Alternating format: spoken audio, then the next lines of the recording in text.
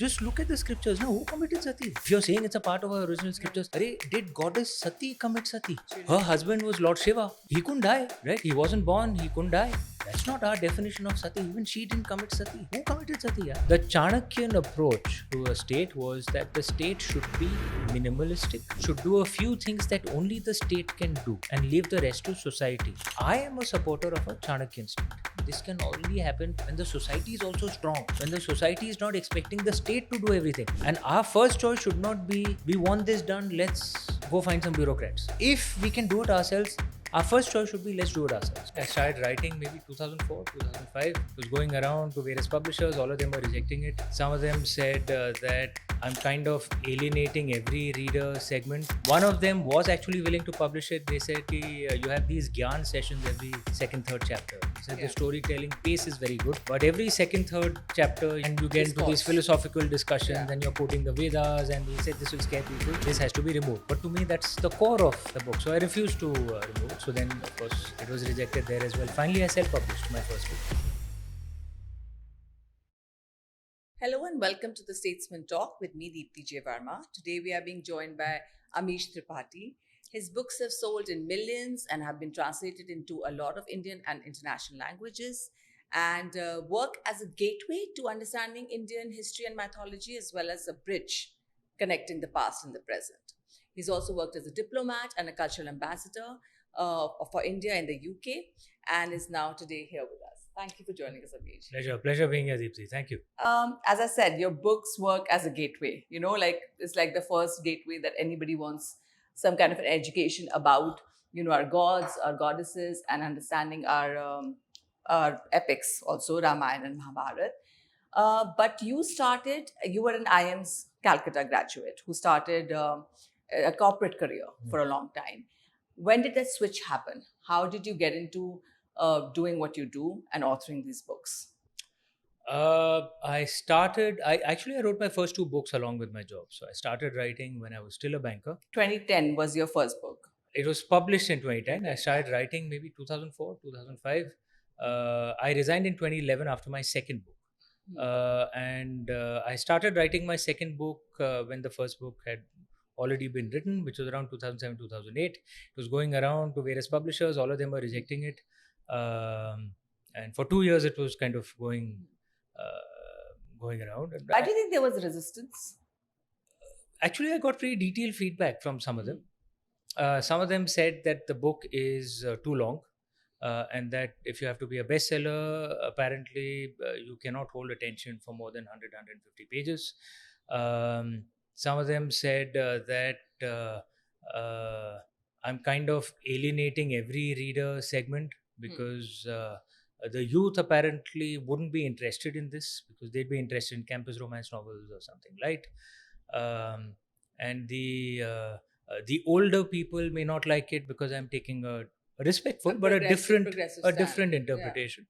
And the literati will not like it because I'm insisting on using modern, easy language rather than classical English. I had a logic for why I wanted to write it this way.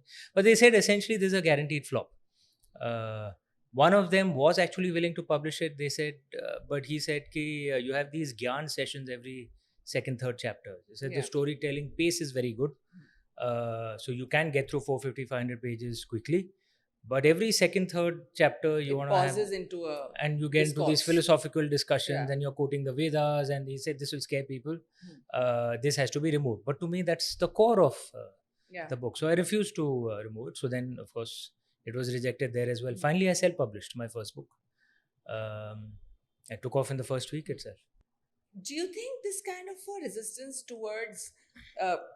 why do people have this, that, you know, if you quote the Vedas or the Upanishads, you will alienate a certain crowd? Well, do you think clearly it's a myth in your case, right? Look, it's you'll not alienate the real India, but so the youth or the elderly from the real India, you'll not alienate them. But there was this perception that, for the want of a better term, the Lutyens crowd, which is actually there in every big city. So there's a South Mumbai crowd, there's a Lutyens Delhi crowd, there's a Kolkata crowd. Meant to be area. patrons of literature as such. Yeah. So apparently they wouldn't like it, but I think that is erroneous as well. Uh, uh, Many of them have not had the benefit of actually reading these texts. Yeah. So if only they read it, they would realize how wonderful they are. And how I layered think they are. I think I've said this a few times, that the misfortune of many of the left liberals in India, they don't understand that ancient Indian culture is actually their biggest ally. They don't understand this because, forget about reading it, most of them can't even name the four Vedas. And they try and present women's rights or LGBT rights, or as Western or American concepts, which they're not. I would argue that many left liberals in the West are not really liberal. I mean, they actually believe that invading Libya was a liberal project. I mean, there's the myth of Procrustes. Yeah. Do you know that? No. There's a Greek myth, innkeeper called Procrustes, who believed he was the best innkeeper in the world, and he had created this wonderful bed, which would give you lovely sleep. Yeah. His problem was many of his guests wouldn't fit into that lovely bed. If they were too short, he would put them in a rack and stretch them.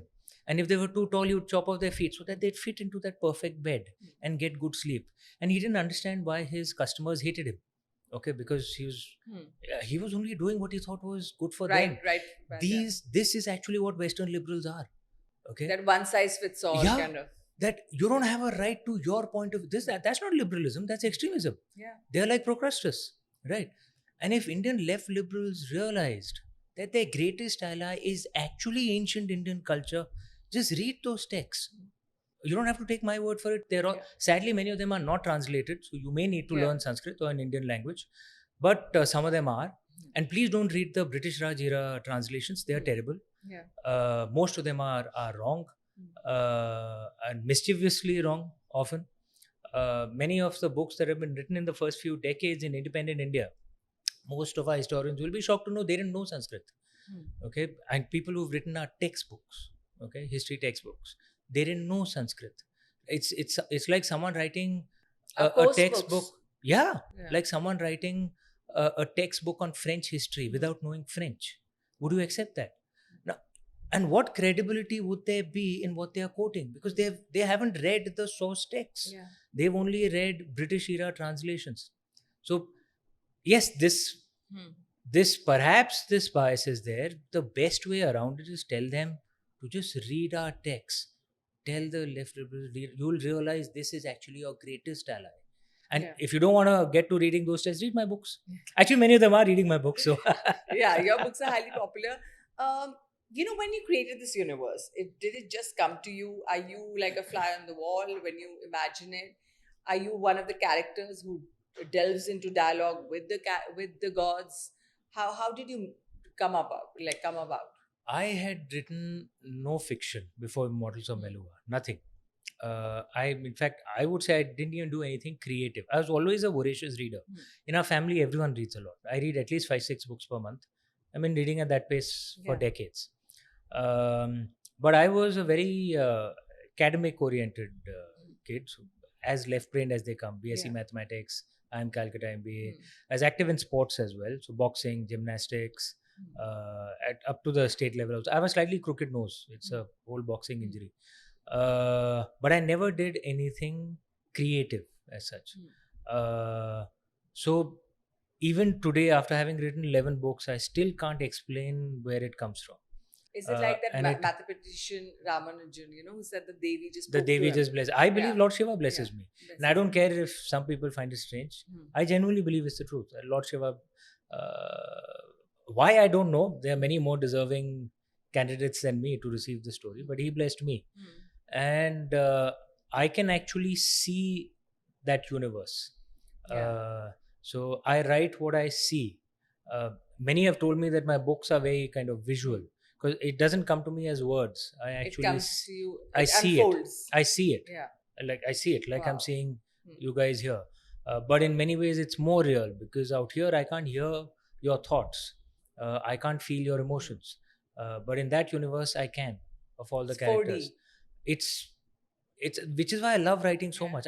I've written 11 books. Most of them are relatively long. they're actually very intense book, lots Yeah. of research, everything.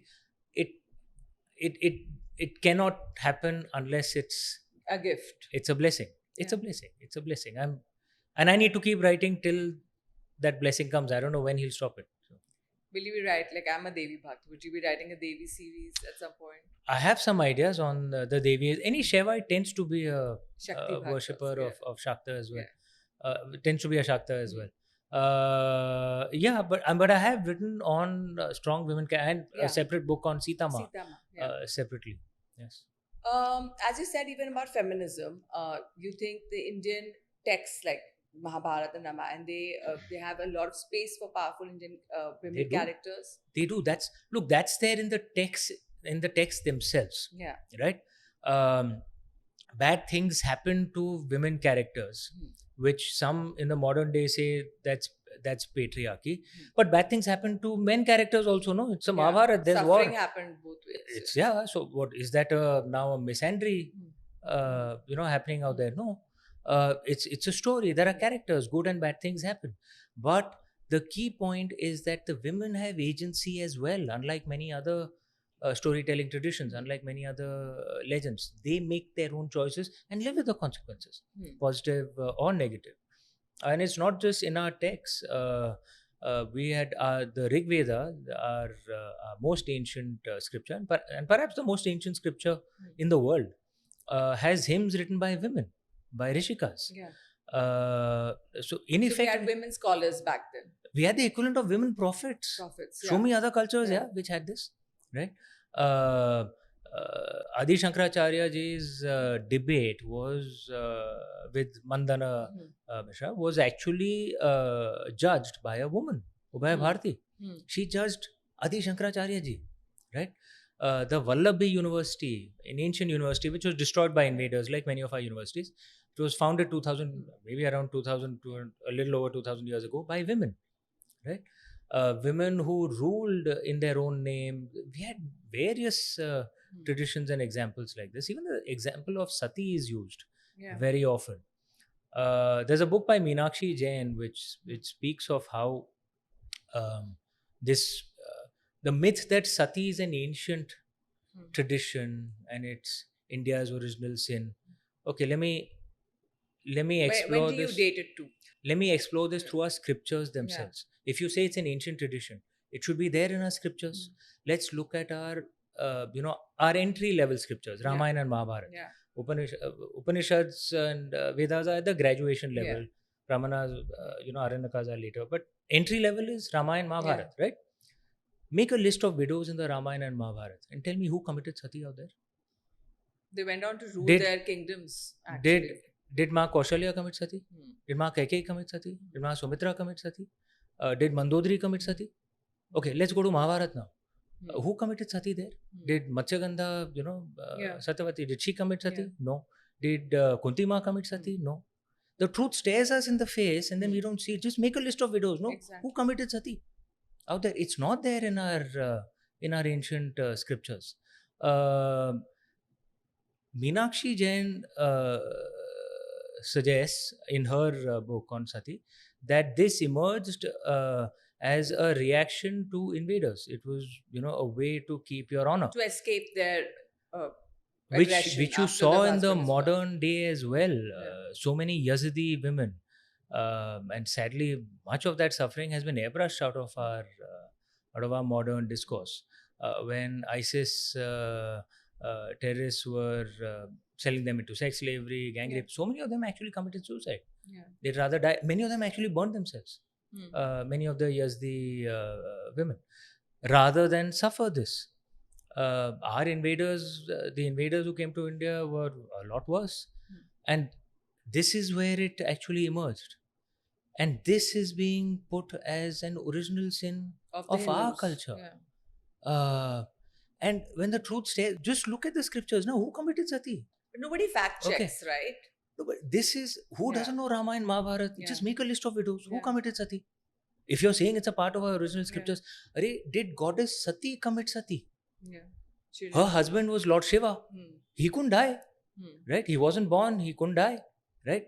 So it's not the traditional definition of sati, right? Why did she actually destroy that yajna? Because she was appalled that her father insulted her husband, Yeah. right?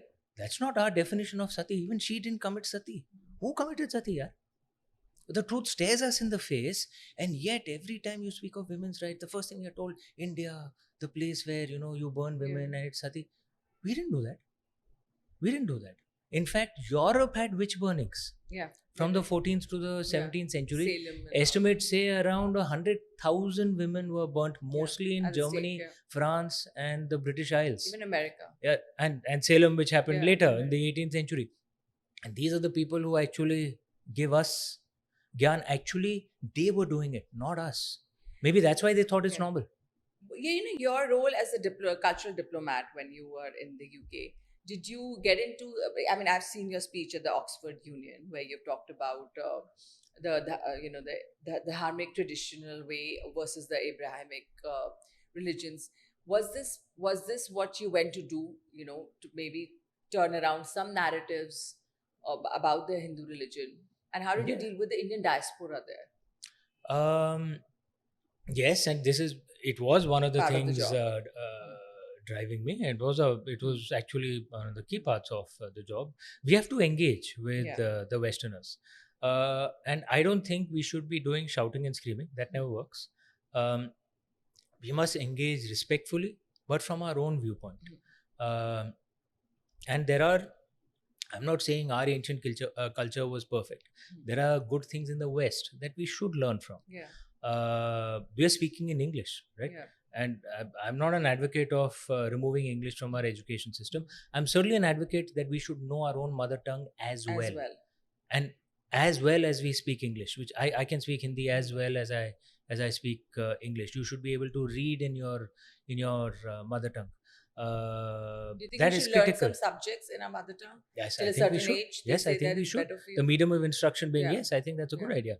But we shouldn't remove English, right? So there are some good things in the West, from the West, that we should learn, but we must speak our point of view with our lens.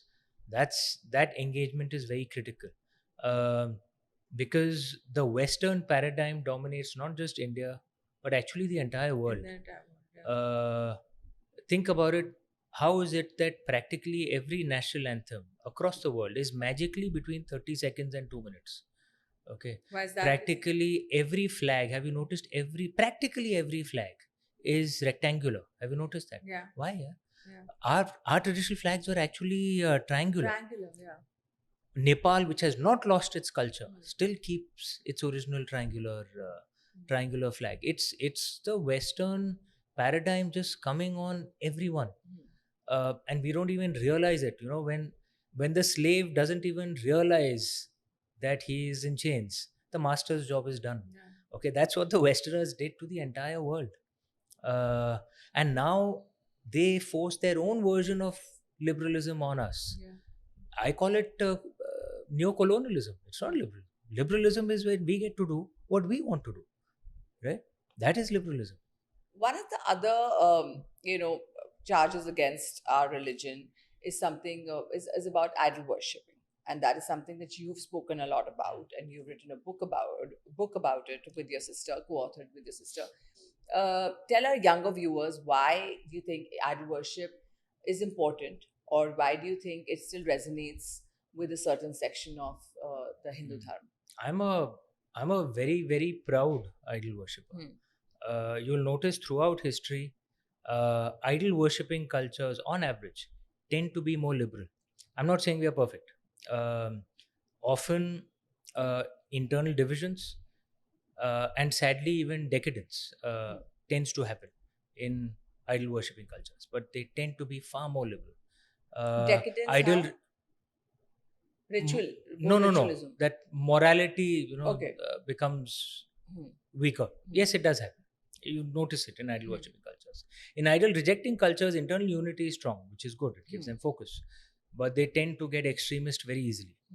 They tend to get exceptionally violent very easily. Right? I'm a proud idol worshipper because it intuitively teaches you liberalism and environmentalism in a way. And this it enters your mind without you even realizing it. What are the foundations which actually build on this? Um, the the core foundation of idol worshipping thought is that everything is divine. Everything, the universe, the earth, you, me, the trees, this building, this sofa, everything is divine. Right? Animate and Animate and inanimate. Yeah. Everything is divine, which means there's no difference between the creation and the creator, right? That there is divinity in the creator, Yeah. there's divinity in all of us as well. Naturally makes you liberal because you see everything else as divine. Even if you and I may not be friends, even if you So and you I don't may see be the other. enemies, Everybody yeah, becomes one. because everything has that Divine that divine Quality. spirit Yeah, spirit. in them, right? That's what namaste means. I bow to the divine within Divinity you. in you. Or chidananda rupa shivoham, I'm Shiva, right? Idol rejecting is very clearly there's a difference between the creation and the creator. That's their belief, okay? And therefore the creation is fundamentally profane. That's a belief, and the creator is someone who exists outside, and usually a male god. Female goddesses are considered exceptionally evil to worship in the idol rejecting way. Usually, they're considered a distraction, in fact, from the path. Yeah, whereas in the idol rejecting way, there are two very powerful and complementary parts: the masculine and the feminine, right? And therefore, if you see any divinity in creation, then you're doing blasphemy. That's a belief, right?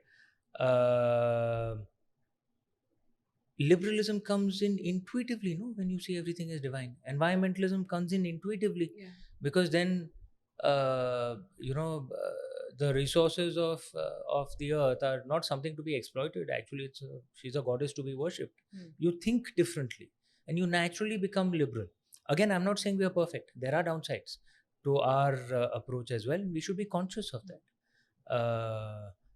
We should try and mitigate those risks as much What as do we you can. think are things that the Hindu religion lacks that we can work on?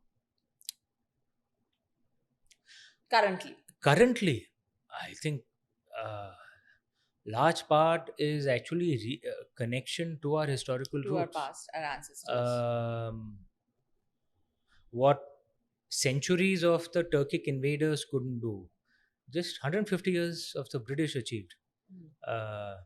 And 70, 75 years of our independent existence did even more, right? And that is, Why do you think that? You think become more anglicized? There's nothing wrong with learning from good things of other cultures, right? The Western culture, and more specifically the Anglosphere, has been perhaps the most successful culture, certainly the most successful culture of the last 200, 250 years. They must have been doing something right. So we should learn from them. And we had that attitude all the time. We used to learn from everyone around the world. Ano Padraha, as we used to say, let noble thoughts come to me from all directions. Goddess Saraswati can bless anyone, right? Not just an Indian. Let's learn from everyone. But we never lost our connection with our roots.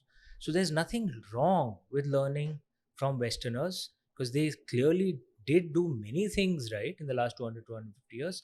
But we've lost our connection to our own roots.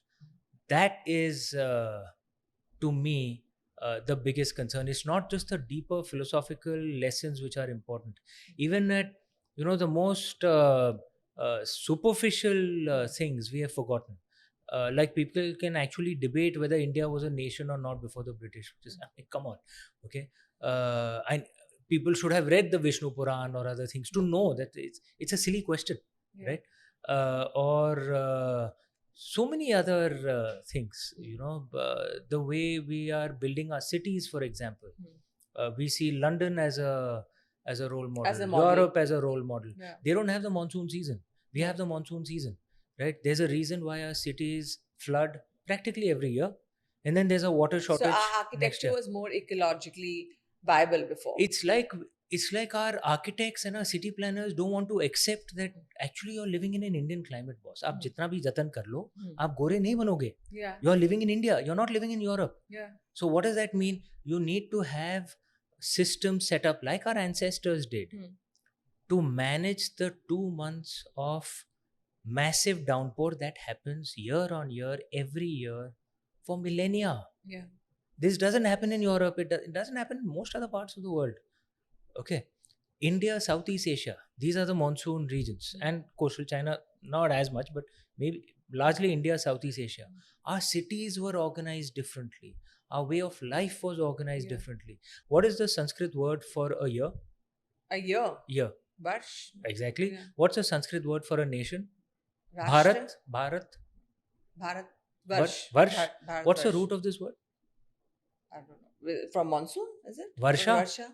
Yeah. Our ancestors were very clear. The root of our way of life is the depending- monsoon. Dependent on the Right. monsoon. So our entire thing. Why do we not eat meat in the Kartik season? Okay. Everything was built around our climate. Whereas हम सबको घोड़ा बनना है, European बनना है. We build glass wall buildings, and then you have to pull down curtains to. Yeah. It makes Keep it no cool. Yeah. glass wall buildings make sense in Northeast US, makes sense in Western Europe. They have a shortage of the sun. We have an excess of the sun. We are building giant microwave ovens. It makes no sense in India. But सबको गोरा बनना है, तो we are building this, right? And again, there are good things to learn from Westerners. But we shouldn't cut ourselves from our own roots. So forget about the deeper philosophical lessons which are so important, right? But even at a superficial level, how popular would yoga be? Let's be honest, hand on heart. Yeah. If the If it Americans wasn't had endorsed not, by the Yeah. West. Yeah. I grew up in a traditional household. तो हम लोग बचपन में भी योगा करते थे. Okay. But I mean, you'd be called a Poga Pandit if you did that in that era. I'm 50 years old, right? Yeah. And when you do It wasn't considered regular- cool back then. Yeah. Coming back to your childhood, you grew up in Kashi, or you born? In No, I Kashi? was my father's family is from Kashi, from Kashi. Varanasi. Mother's family is from Gwalior. I was born in Mumbai. Then early years in Odisha and Tamil Nadu. And high school and college back in Mumbai. I've been all over. Talking about Kashi and kshetras like this, which are divine kshetras, what do we need to do to preserve them? Because do you think there's a certain energy that flows through the region that becomes a part of your memory and becomes a part of your cellular existence? Certainly is. Much of that energy flow was disturbed in the invasions already. The original Kashi Vishwanath ji was destroyed by Aurangzeb. Razia Sultan had destroyed another temple. Then many of the Kashi, Kshetra was actually organized with the central temple at heart, and many temples around, including Kal And Bhairav apparently, ji. if you do digital mapping, it's very Including there's Kal some Bhairav ji. method to it. Many of these energy flows were disturbed when the invaders came, the Turkic invaders, and destroyed many of these temples. Because they did it randomly. Yes. How do we rebuild that? Because now it's complicated, right? There are other structures on top of it. Yeah. The city is overcrowded. So yes, that is an issue. But the bigger issue is actually many of the traditional knowledge systems have actually been lost already. You mean their universities? Like Yes, Nalanda yes, and all? yes. So because everything else can be rebuilt, but when knowledge is lost, it's gone. That's You need to earn it back again, and which takes centuries. Unlearning and learning. So I think the bigger task has to begin there. Okay. The manuscripts that were lost are lost already. Not just Nalanda, Takshashila, Vikramshila, Ujjaini, Mahodayapuram, Meenakshi. There But were how would you do manuscripts that? all How over. would you get those texts Many back? manuscripts actually survived, which is what we don't know. Many of those manuscripts are actually in France, in Germany, in the UK. Many of them are actually in Tibet. So there has to be repatriation. Many of the Hindu Buddhist scholars who survived the destruction of Nalanda by Bhaktiar Khilji, they escaped to Tibet. There are National Mission of Manuscripts estimates. The earlier estimate was 3 million. Now they estimate there are probably 6-7 million manuscripts. That's more than the rest of the ancient all over world. the world? Yes, Indian Sanskrit, ancient Sanskrit manuscripts, and I think also ancient Tamil manuscripts. but they're mostly Sanskrit. Hmm. We haven't translated most of them. Hmm. We haven't studied most of them. We don't have We haven't access to even most of them. digitized most of them. Yeah. Most of them are literally, there's a massive storehouse in Bikaner, where there are tons of manuscripts kept under government supervision. Sadly, they are not well managed. They are not kept under, from what I am aware. And many of them are literally falling apart. Remember, the Indian climate is such, manuscripts don't survive. Yeah. So first thing we need to do is digitize them. There are millions of them. And the British first digitize, then we can study them. Yeah. And the British convinced many of us Indians that, India was an oral culture. We never wrote anything. अंग्रेजों ने आके किसी तरह संभाल लिया. Yeah, that's what we You hear, know, right? It's oral tradition. Which is a load of Yeah. bullshit. Yeah. Indians wrote more than the rest of the ancient world combined. And that's all that has survived. There are many more that were destroyed. We are unworthy descendants of really kick-ass ancestors. And the best thing we can do is first revive that knowledge. Then we can revive many of the other places as well. They aren't just religious texts, by the way. Yeah. They're on politics astronomy, and politics, metallurgy, navigation, chemistry, medicine. And it's fantastic, the amount of the heritage of knowledge that we have. Is it being done? Is it being done? Do you think there's not to the extent that it should? Yeah. The government should put its weight behind this. I say, look, why should, in ancient times, this wasn't left to the government. Okay, I'm a supporter of the Chanakyan state, not the Ashokan state. Yeah, that was going to be my next question. What is the difference between the two, and why do you support one? Okay, firstly, Arthashastra should be taught to everyone. Maybe Which is politics. Artha actually is wealth. Wealth. Right? So it's actually political economy. Political economy. Because in ancient Indians didn't see economics and politics and societal management as separate. They're all together. Because when a nation or society is well managed, you have it all. You have power, you have wealth, you have karma, you have all the wonderful, you're prosperous in every way. Beauties of life. Yeah. You have security, you have dharma, and most importantly, you'll have moksha. Right? The Chanakyan approach to this, to a state, was that the state should be minimalistic, should do a few things that only the state can do, and leave the rest to society. The more important thing wasn't that he said this. What was the reason why he said this? He said the employees of the state cannot be trusted. Okay, this is Chanakya's words. He said to prevent... Because of the human factor? Yes. Yeah. He said to prevent a government employee from corruption is as difficult, and this was the simile he used, is as difficult as preventing a fish from drinking the water that it's taking in just to breathe through its gills. Yeah. He said it's impossible, you won't even know. Okay. So therefore, keep the state as minimal as possible. And there are things which you leave to the society. They'll figure it out. Okay. So infrastructure, protection, monopoly on violence. You take the law into your own hands. The Chanakyan state would, they would. Yeah. Infrastructure, regulation of trade, right?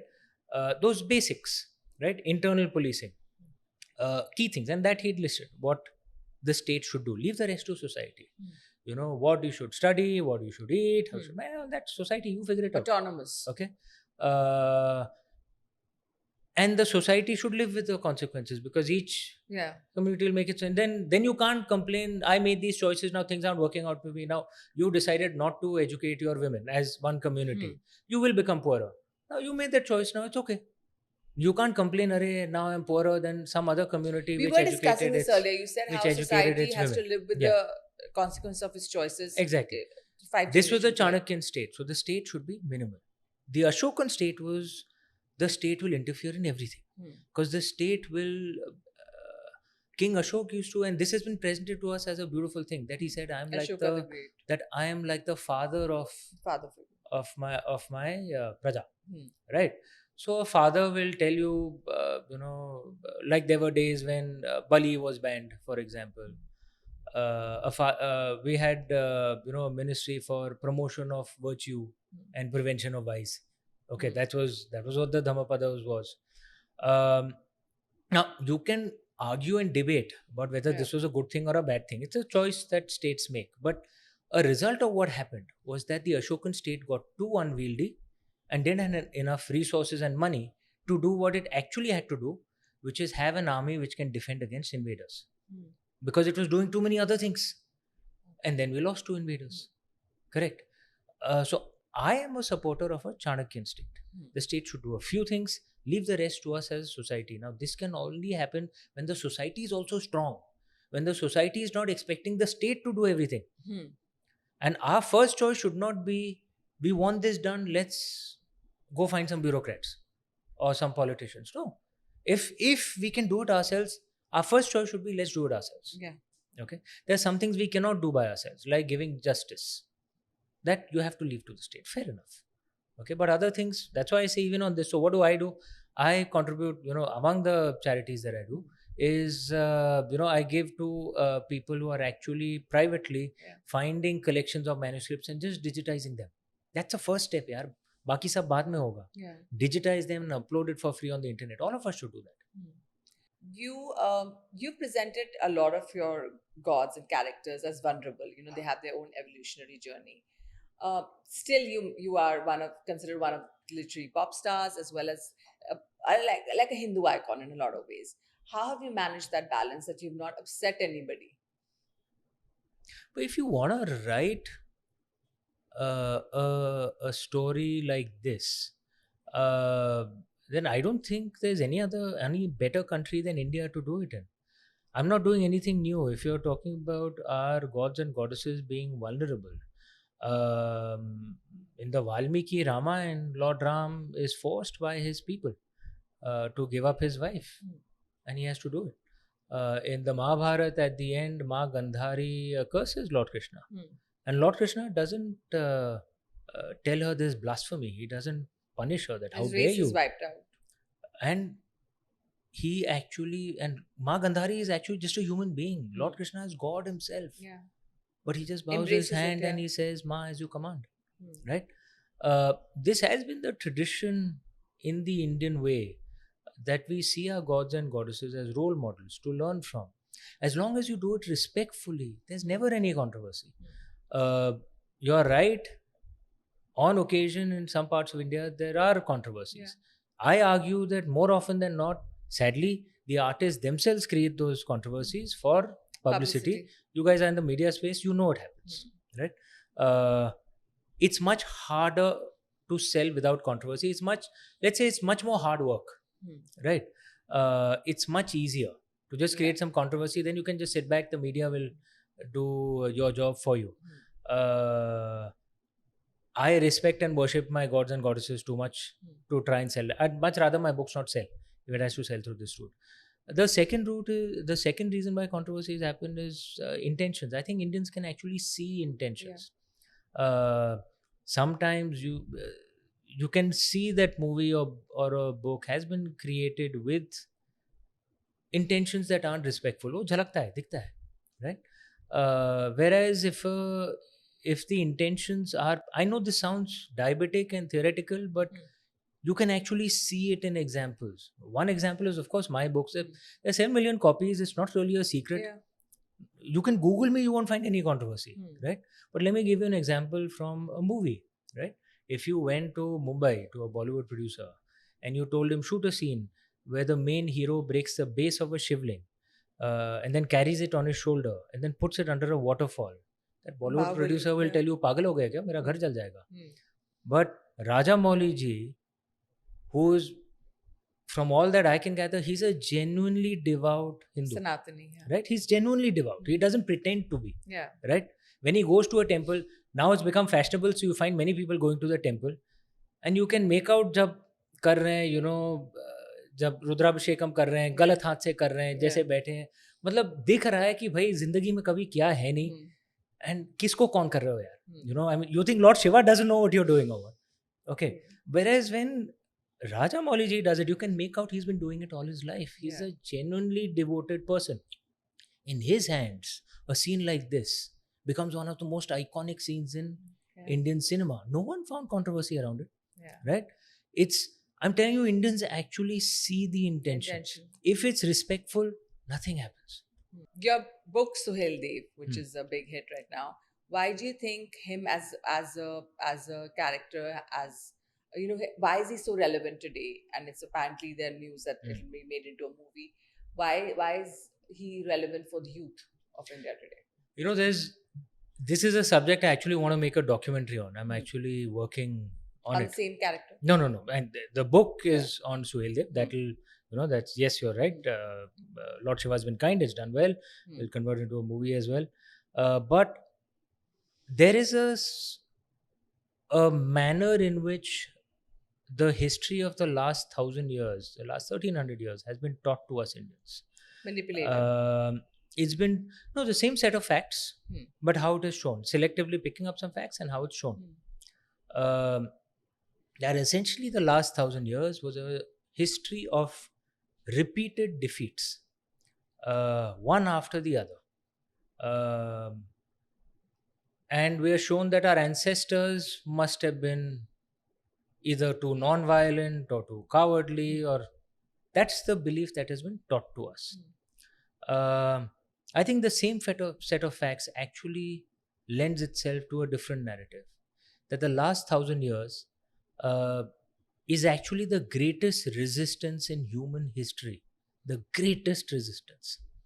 The same invaders who came here went to Zoroastrian Persia as well, went to Islamic Arab lands as well. The Abbasid lands were also destroyed by the Turks and the Mongols.